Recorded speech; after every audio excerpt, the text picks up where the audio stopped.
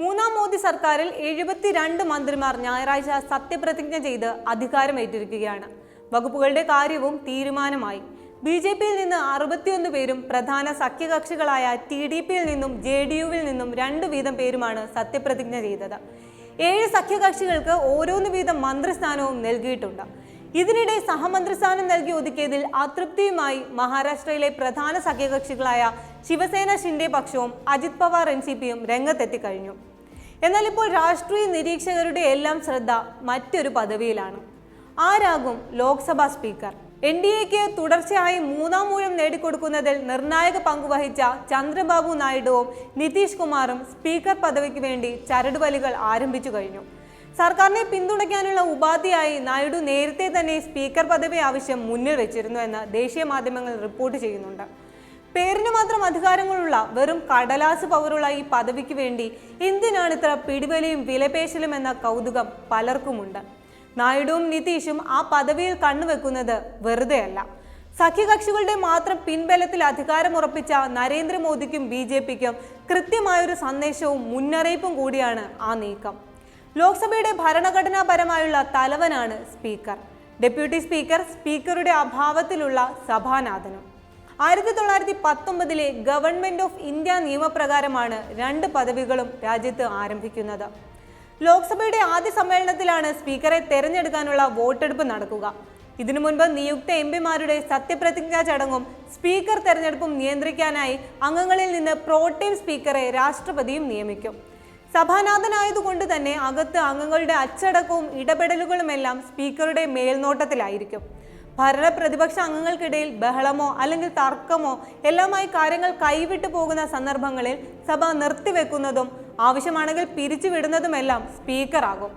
അച്ചടക്ക നടപടിയായി അംഗങ്ങളെ സമ്മേളന കാലയളവിൽ വിലക്കാനുള്ള അധികാരവും ആ പദവിയിൽ ഇരിക്കുന്നയാൾക്ക് ഉണ്ടാകുമെന്നതാണ് പ്രധാനപ്പെട്ട കാര്യം. ജി.വി. മാവലങ്കാർ ആയിരുന്നു സ്വതന്ത്ര ഇന്ത്യയുടെ ആദ്യത്തെ ലോക്സഭാ സ്പീക്കർ. 18 പേരാണ് ആ പദവിയിൽ ഇതുവരെ ഇരുന്നിട്ടുള്ളത്.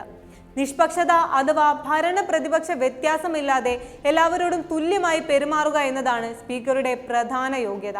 അതുകൊണ്ട് തന്നെ സ്പീക്കറായ ശേഷം കോൺഗ്രസ് അംഗത്വം രാജിവെച്ച എൻ സഞ്ജീവ റെഡ്ഡി എന്നൊരു സ്പീക്കർ നമ്മുടെ രാജ്യത്തിന്റെ ചരിത്രത്തിലുണ്ട്. ആ പദവിയോട് നീതി പുലർത്താനായിരുന്നു അദ്ദേഹത്തിന്റെ നടപടി. നീതിയും നിഷ്പക്ഷതയും മുഖമുദ്രയാക്കിയ സോമനാഥ് ചാറ്റർജിയെ CPM പാർട്ടിയിൽ നിന്ന് പുറത്താക്കിയ സാഹചര്യവും ഉണ്ടായി. 2008 UPA സർക്കാരിനെതിരായ അവിശ്വാസ പ്രമേയത്തിൽ സ്വീകരിച്ച നിഷ്പക്ഷ നിലപാടായിരുന്നു സോമനാഥ് ചാറ്റർജിക്കെതിരായുള്ള ഈ നടപടിക്ക് കാരണം. 16 സീറ്റുള്ള ടി.ഡി.പിയുടെയും 12 സീറ്റുള്ള ജെ.ഡി.യുവിന്റെയും തോളിലേറിയാണ് ബി.ജെ.പി വൻ തിരിച്ചടി നേരിട്ട തെരഞ്ഞെടുപ്പിന് പിന്നാലെ മോദി സർക്കാർ അധികാരമേറിയത്. തെരഞ്ഞെടുപ്പ് ഫലം വന്നതിന് പിന്നാലെ കിങ് മേക്കർമാരായി മാറി നായിഡുവും നിതീഷും. എന്നാൽ രണ്ടുപേരും സ്പീക്കർ സ്ഥാനത്തിനായി കണ്ണുവെക്കുന്നതിന് പിന്നിൽ ഒരു ചാണക്യ സൂത്രമുണ്ട്. അതാണ് ബി.ജെ.പിയെ വെട്ടിലാക്കുന്നതും. നേരത്തെ എൻ.ഡി.എക്കൊപ്പം ഉണ്ടായിരുന്ന നിതീഷ് കുമാർ മുന്നണി വിടുമ്പോൾ പറഞ്ഞൊരു കാര്യമുണ്ടായിരുന്നു. ബി.ജെ.പി ഒപ്പം നിന്ന് ജെ.ഡി.യുവിനെ പിളർത്തുകയാണെന്ന്. കഴിഞ്ഞ 10 വർഷത്തെ ഇന്ത്യൻ രാഷ്ട്രീയം അതിൻ്റെ നേർസാക്ഷിയാണ്.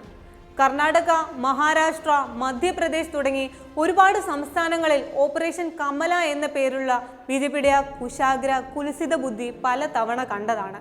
അതുകൊണ്ട് തന്നെയാണ് ടി.ഡി.പിയും ജെ.ഡി.യുവും ഒരുപോലെ ഭയക്കുന്നതും. ഇപ്പോൾ ഭരണം പിടിക്കാൻ വേണ്ടി തങ്ങളെ കൂടെ കൂട്ടിയ അതേ ബി.ജെ.പി പതിയെ തങ്ങളെ ഒന്നാകെ വിഴുങ്ങുന്ന നിസ്സഹായമായ അവസ്ഥ അവർ മുൻകൂട്ടി കാണുകയും ഭയക്കുകയും ചെയ്യുന്നുണ്ടാകണം.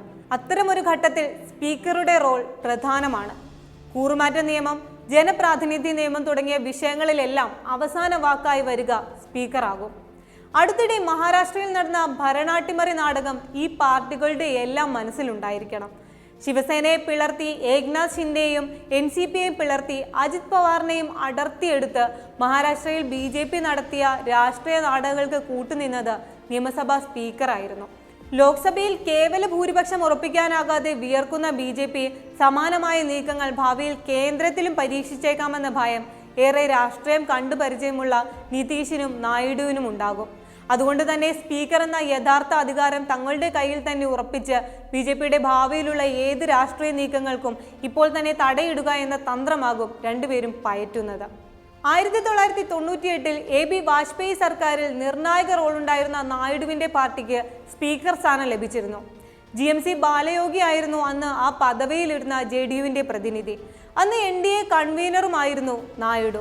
ഇക്കാര്യങ്ങളെല്ലാം ചൂണ്ടിക്കാട്ടിയായിരിക്കും നായിഡുവിന്റെ വിലപേശൽ. മന്ത്രിസഭയിൽ സുപ്രധാന വകുപ്പുകളൊന്നും ലഭിക്കാത്ത കാര്യമുയർത്തി നിതീഷും സ്പീക്കർ പദവിക്കായി ഒന്ന് എറിഞ്ഞു നോക്കും. എന്നാൽ ഇതിനെല്ലാം പിന്നിലെ യഥാർത്ഥ താല്പര്യം തിരിച്ചറിയാൻ BJPക്ക് മറ്റാരുടെയും സഹായം വേണ്ടിവരില്ലല്ലോ. ഈ സ്പീക്കർ കൗശലത്തോട് BJPയുടെ ചാണക്യന്മാരും കൗശലക്കാരും എങ്ങനെ പ്രതികരിക്കുന്നു എന്നത് കാത്തിരുന്നു തന്നെ കാണണം.